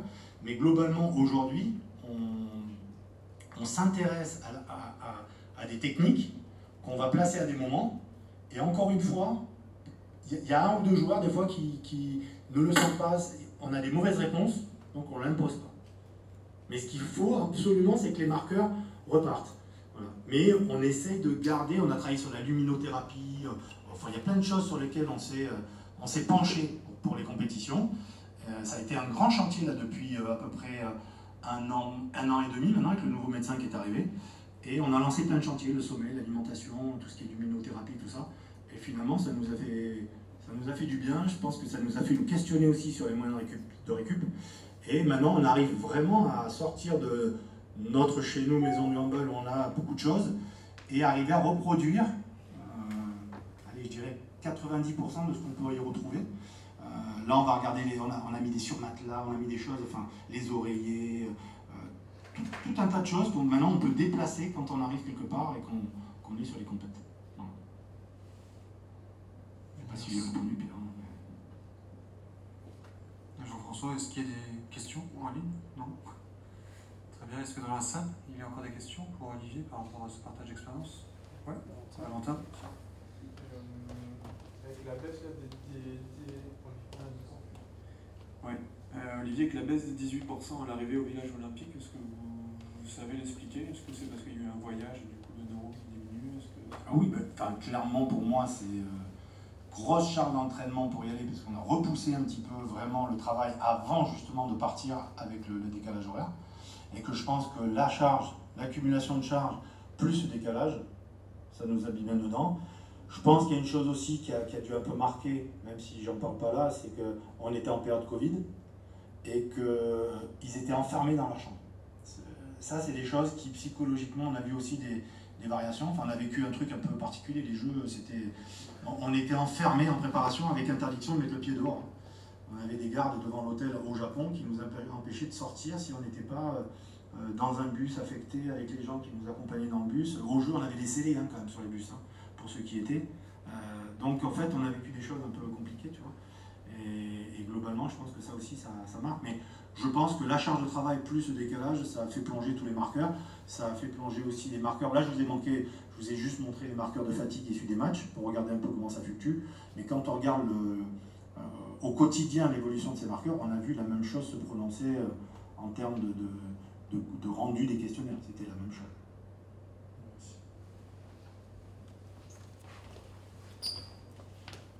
Une dernière question pour lui, Marine. Du coup, c'est un peu la suite de sa question. C'est donc, tu observes cette baisse, c'est des facteurs d'explication, mais quelle est la discussion avec le staff et finalement, est-ce qu'il y a une réaction derrière ça en fait? Ou est-ce que vous vous dites, on change rien, on croit notre stratégie, ça va remonter?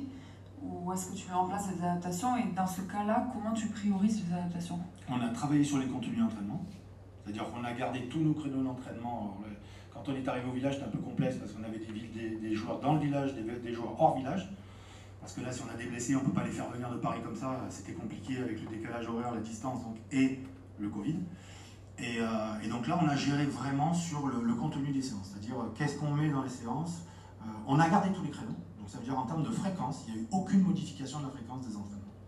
Par contre, sur le contenu des entraînements, beaucoup plus de travail explosif pour faire remonter un peu les indices, etc. Et on a beaucoup travaillé en lien avec l'entraîneur des gardiens et les deux entraîneurs techniques sur remonter les indices et donc les réactiver un petit peu. Voilà. Donc ça a été vraiment des pistes qu'on a mis en place. Même au niveau prépa physique, on a maintenu, je ne vais pas vous dire de bêtises, mais globalement on était tous les jours de repos en étant en salle de muscu. Et on alternait, quand je vous dis une séance, il y a des fois on faisait 2 dans la journée. Mais parce qu'on avait des marqueurs qui commençaient à remonter, et moi j'étais persuadé avec le coach, on était persuadé, que de faire remonter les marqueurs c'était par le travail, et c'était pas par la récup.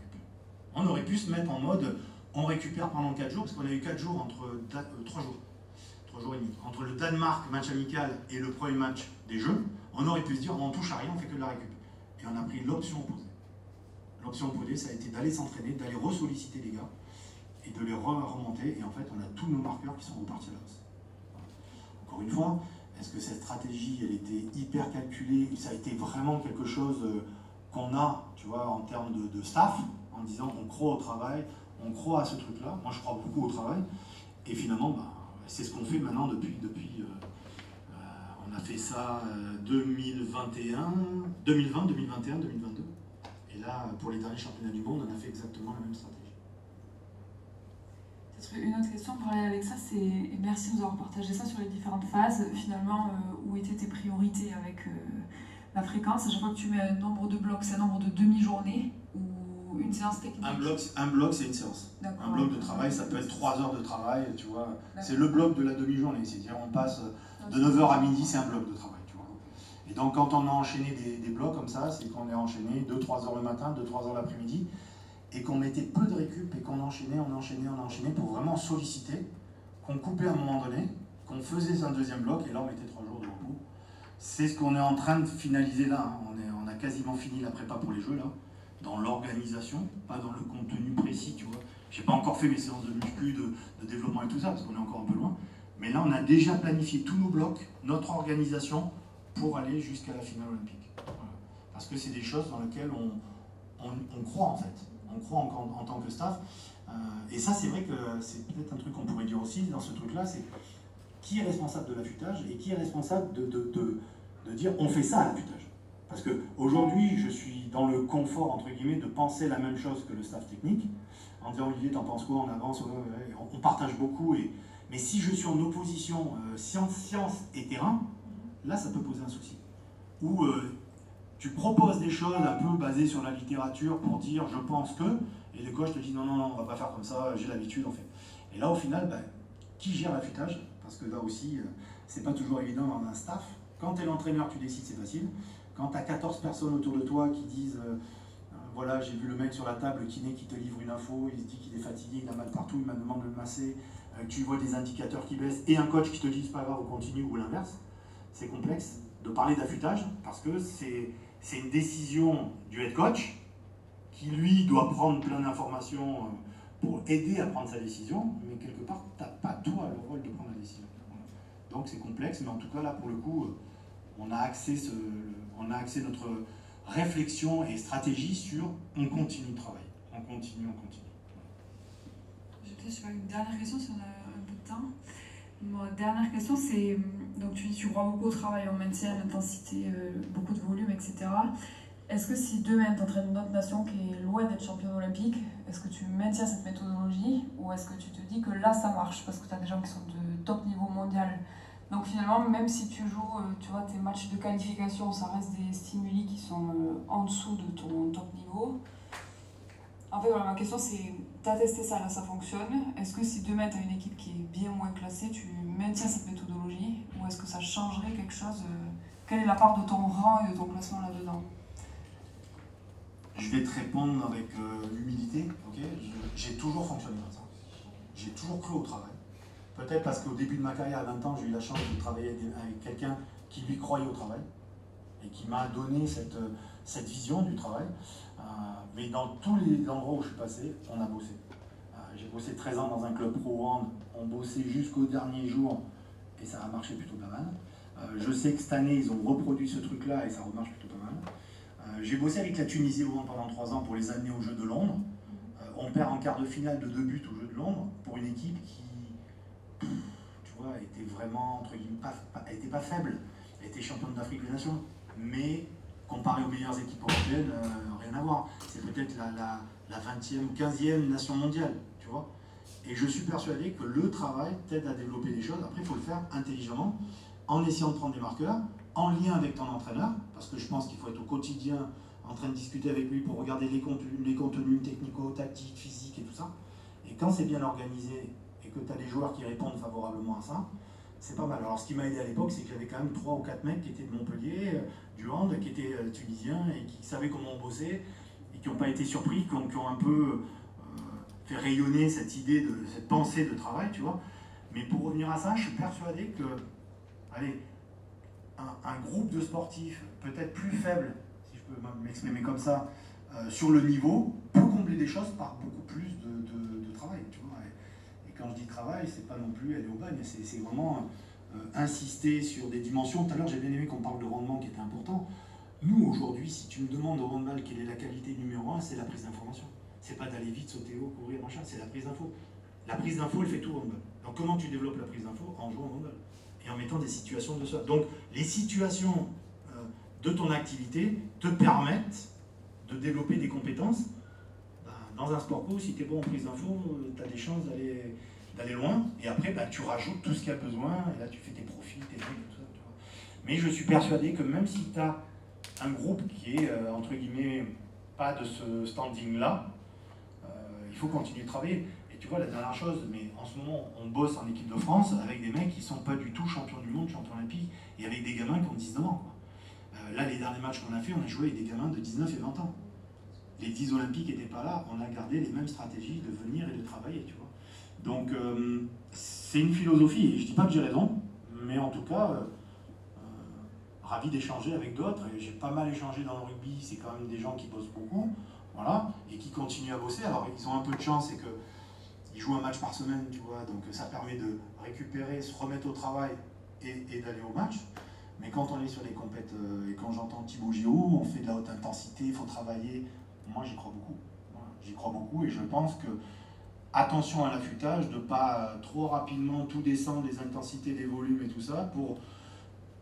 Dans certaines activités, oui, c'est indéniable, quand on a les gros volumes à 30 heures semaine, mais nous, quand on regarde comment on s'entraîne, est-ce que vraiment le corps il a besoin de se reposer? Je ne suis pas persuadé. Je suis pas persuadé. Voilà. C'est la charge neuro qui est à maintenir. C'est le plus important dans ces soirées. Oui, et puis j'ai parlé un peu de mental. On a du mal, hein, c'est une des pistes qu'on a à la fédération, c'est comment on fait en sorte que mentalement le mec il arrive dans les meilleures dispositions le jour de la compète. Parce qu'après, physiquement, techniquement, tout le monde s'observe, s'analyse, on a des statisticiens qui travaillent toute la journée, 20 heures sur 24 pour faire... Aujourd'hui, c'est là. Il ne faut pas que le mec il arrive mentalement fatigué. Voilà. Et donc, comment on met en place une stratégie de travail sur une préparation qui amène les joueurs mentalement dans les meilleures dispositions. Ben ça, encore une fois, là aussi, c'est des choses sur lesquelles on essaie de creuser un peu. Et en tout cas, c'était une des phrases, je ne sais pas si vous avez vu, c'est se préparer à l'imprévisible. Et en fait, aujourd'hui, c'est ça. Moi, j'ai qu'un truc là-dessus, c'est comment préparer mes joueurs, nos joueurs, à l'imprévisible. Voilà. Et il y a des choses assez compliquées à vivre dans un moment d'un match, dans un moment d'une compète. Voilà.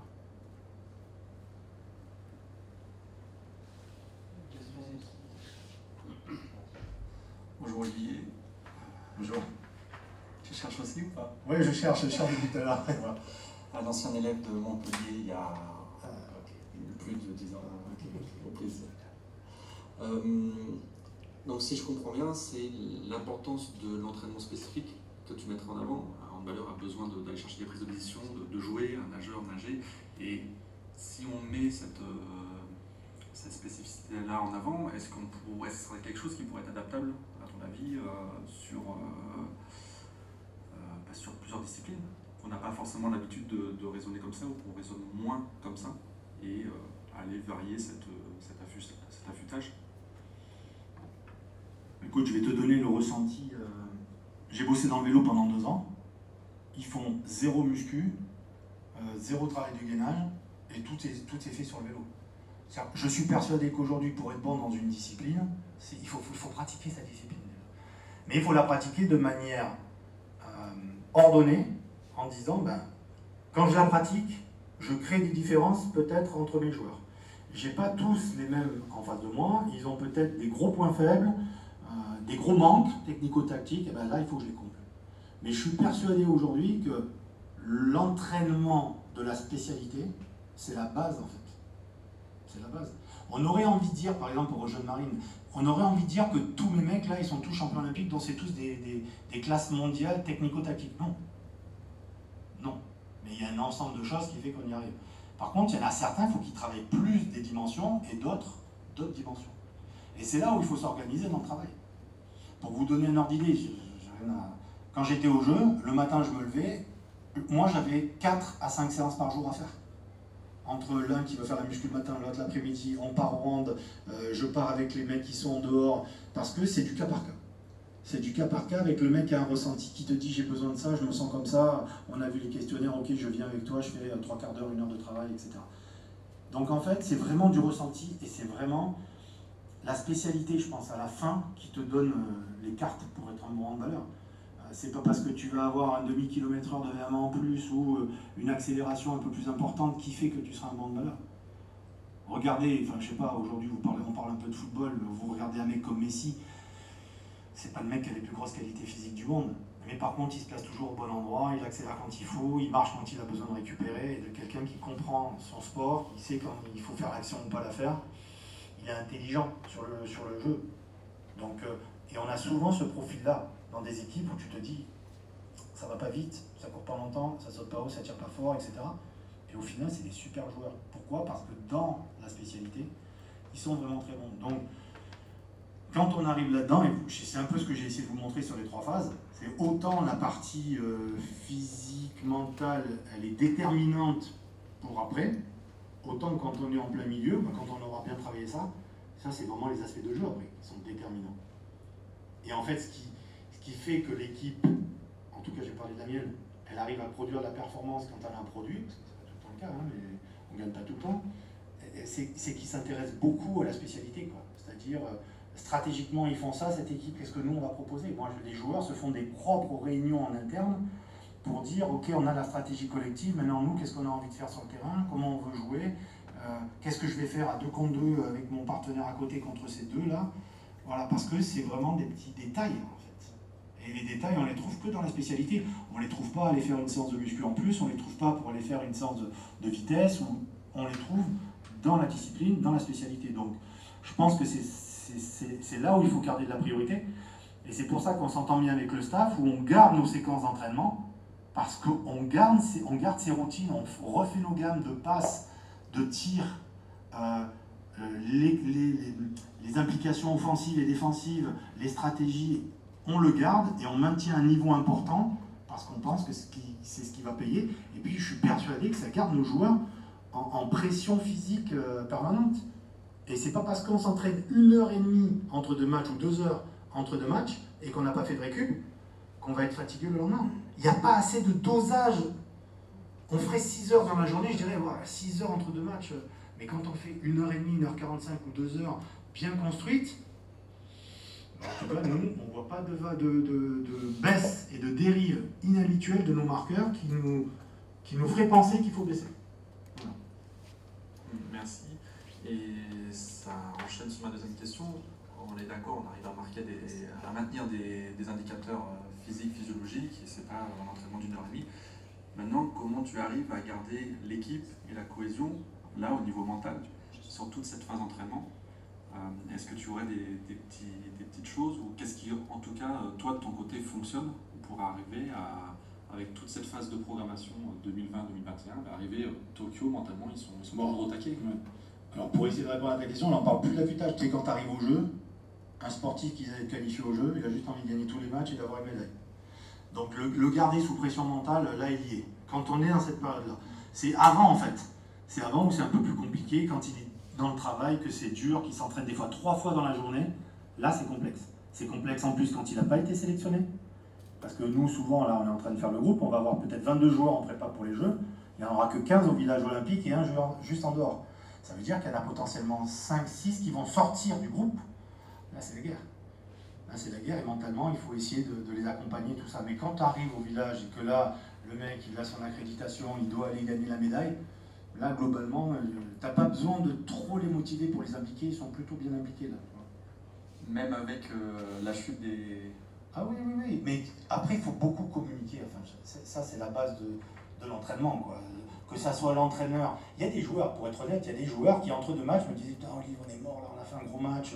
Demain, il faut faire pas l'entraînement et tout ça. » Je lui répondais une chose. Je lui disais « Les indicateurs que tu me donnes ne me montrent pas qu'il faut aller là. Donc, on ne va pas le faire. » T'as répondu au questionnaire? Oui, oui, oui. Bah, tout va bien. T'as fait ton machin? Oui, bah, tout va bien. Et t'as fait ton? Oui, mais tout va bien aussi. Donc t'inquiète, on y va. Et en fait, c'est une relation de confiance, en fait. Ils ont compris une chose, c'est que ni le coach principal, ni le coach adjoint, ni moi, ni personne du staff, on veut qu'ils se plantent. On est là pour eux.